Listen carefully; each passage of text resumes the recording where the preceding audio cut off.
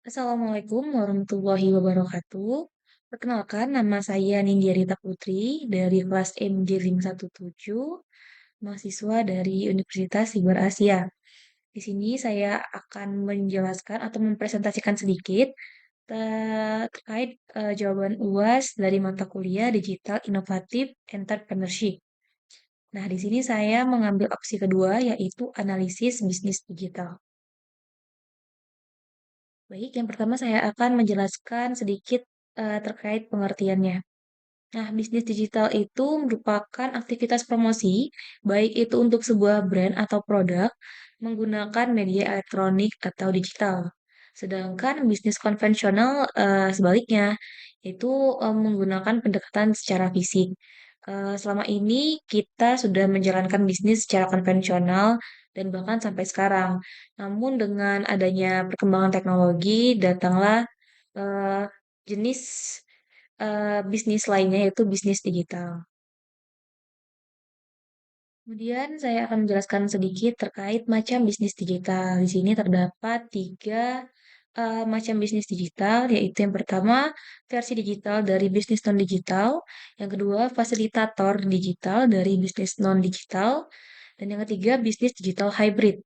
Nah, yang pertama itu maksud dari versi digital dari bisnis dan digital adalah bisnis yang menawarkan versi digital dari barang atau jasa yang biasanya dijual dalam bentuk fisik. Misalnya seperti buku, bukan bentuk fisik ya.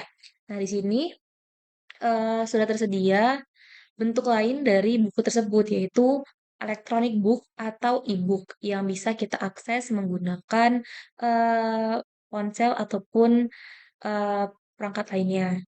Yang kedua, fasilitator digital dari bisnis non-digital, yaitu bisnis yang memfasilitasi bisnis barang dan jasa menggunakan teknologi digital seperti online shop. Jadi yang biasanya kita eh, untuk mendapatkan suatu barang atau jasa itu dengan eh, belanja ke toko fisik, di sini sudah difasilitasi menggunakan online shop agar dapat membeli barang atau jasa yang kita butuhkan tanpa perlu ke toko fisik.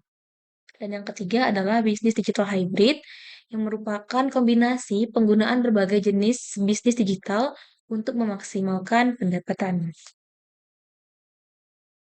Nah, setelah mendengarkan pengertian dari bisnis digital dan macam-macam jenis bisnis digital, di sini saya ingin membahas studi kasus dan subjeknya adalah Gramedia.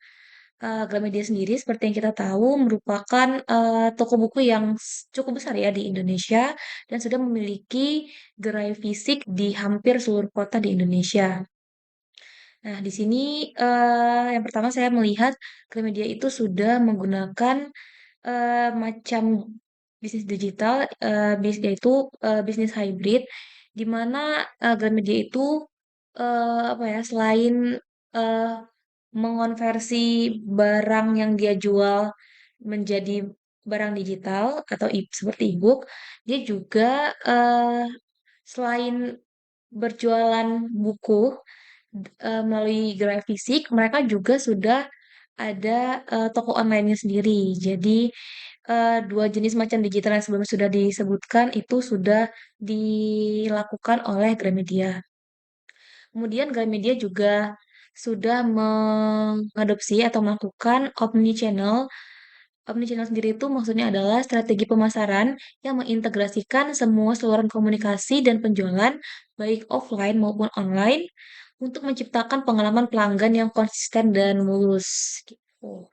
Nah, di sini saya juga lihat Gramedia sudah meluncurkan Gramedia Digital. Jadi, di situ kita bisa membeli buku ya, membeli buku tanpa harus pergi ke toko fisiknya. Dan juga selain buku fisik, Gramedia juga sudah menjual e-book di sana.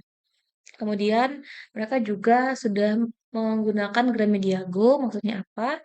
Maksudnya adalah misal nih kita cari apa ya, cari bukunya di website Gramedia. Di situ mereka menawarkan dua solusi untuk pengambilannya itu pick up di Gramedia terdekat dari alamat kita atau diantarkan langsung ke alamat kita.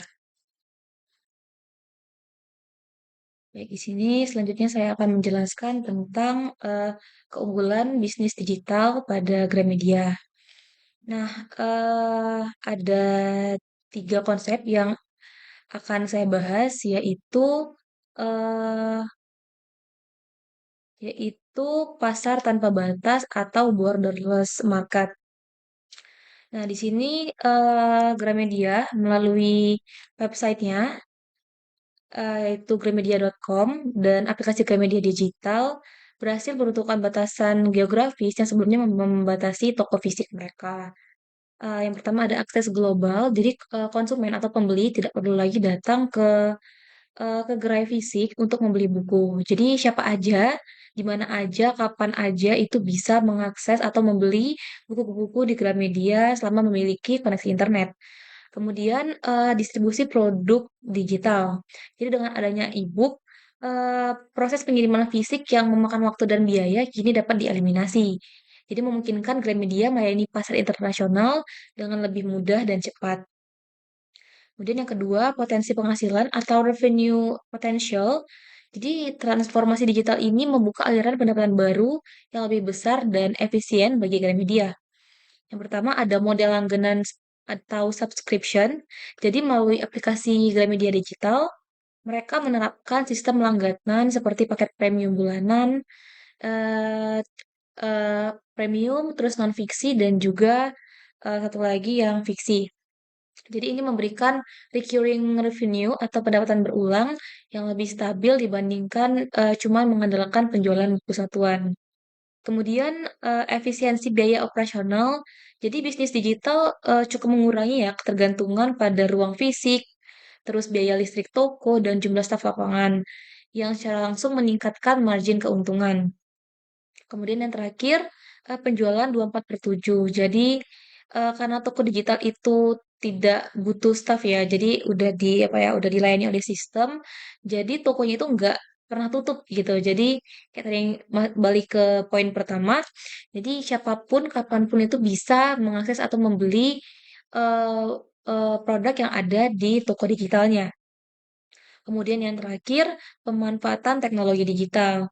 Nah, Gramedia mengintegrasikan berbagai teknologi untuk meningkatkan pengalaman pelanggan dan efisiensi bisnis. Yang pertama tadi, seperti yang sudah saya sampaikan sebelumnya, omni-channel, yaitu sinkronisasi antara toko online dan offline, misalnya fitur pick up in store, memberikan kenyamanan bagi pelanggan untuk belanja secara fleksibel. Eh, Kemudian, yang kedua, personalisasi data. Jadi, penggunaan teknologi big data memungkinkan Gramedia menganalisis perilaku belanja konsumen untuk memberikan rekomendasi buku yang lebih akurat, sehingga meningkatkan peluang konversi penjualan. Kemudian yang terakhir, platform e-reader. Jadi pengembangan aplikasi pembaca buku digital yang nyaman dengan fitur highlight, notes, dan pencarian merupakan bentuk pemanfaatan teknologi untuk menjawab pergeseran gaya hidup konsumen ke arah digital. Kemudian langkah transformasi digital pada Gramedia. Yang pertama, strategi omnichannel. Jadi Gramedia mengintegrasikan toko fisik dan online melalui fitur seperti click and collect. Jadi beli online, ambil di toko, dan pengiriman dari toko terdekat. Hal ini mengoptimalkan stok di seluruh cabang untuk memenuhi pesanan online. Kemudian yang kedua, Gramedia Digital atau ebook eh, untuk ebook dan magazine. Mereka meluncurkan aplikasi khusus untuk membaca buku digital dengan model premium subscription. Ini mengubah cara konsumsi produk dari memiliki buku fisik menjadi akses ke ribuan literatur. Kemudian yang ketiga, digitalisasi rantai pasok. Jadi penggunaan sistem manajemen inventaris yang terpusat memungkinkan Gramedia memantau pergerakan buku secara real time, sehingga mengurangi risiko stok mati atau kekurangan buku populer. Dan yang terakhir, ekosistem My Value. Di situ ada transformasi kartu anggota fisik menjadi aplikasi loyalitas digital atau My Value yang berbasis data. Ini memungkinkan mereka melakukan pemasaran yang dipersonalisasi berdasarkan riwayat belanja pengguna. Baik, seperti yang sudah saya jelaskan sebelum-sebelumnya, dapat kita lihat Gramedia ini sudah sangat apa ya, sudah cukup optimal dalam transformasi atau dalam optimalisasi penggunaan bisnis digital. Namun walaupun begitu tetap tersedia ruang untuk improvement atau perbaikan di masa mendatang. Jadi di sini saya memberikan sedikit usulan perbaikan, perbaikan sih usulan perkembangan, yaitu yang pertama integrasi AI untuk personalisasi, kurasi, atau hyper personalization. Jadi alih-alih hanya menampilkan kategori bestseller, Gramedia dapat menggunakan AI atau artificial intelligence untuk menganalisis gaya pembaca pengguna di aplikasi. Contoh adanya fitur AI Librarian yang bisa mengobrol dengan pengguna untuk memberikan rekomendasi buku yang sangat spesifik berdasarkan suasana hati atau minat teknis pengguna saat itu. Kemudian yang kedua, penerbitan mandiri digital atau self-publishing platform, eh, yaitu Gramedia dapat menjadi wadah bagi penulis independen untuk menerbitkan karya mereka secara digital melalui platform mereka sendiri. Jadi ini mirip seperti Wattpad gitu ya. Jadi untuk apa? Untuk menerbitkan e-booknya gitu kan di wadah yang disediakan. Kemudian jika buku itu sukses dapat di-upgrade untuk dicetak karya digitalnya. Kemudian yang ketiga, social commerce dan community building, yaitu membangun fitur komunitas di dalam aplikasi digital untuk meningkatkan engagement.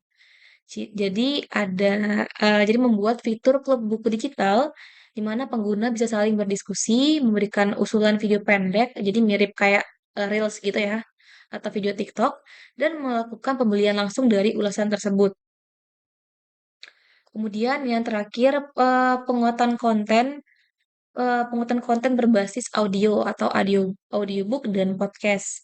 Jadi seperti kita tahu kemarin bahkan sekarang juga masih rame apa ya dengerin podcast gitu ya di kalangan apalagi kalangan anak muda gitu. Nah, jadi usulannya itu memperbanyak koleksi audiobook asli yang diproduksi secara profesional dan mengintegrasikan platform podcast eksklusif dengan para penulis populer di aplikasi Gramedia Digital. Baik, mungkin sekian presentasi dari soal UAS eh, saya. Mohon maaf jika ada salah kata. Saya tutup. Assalamualaikum warahmatullahi wabarakatuh.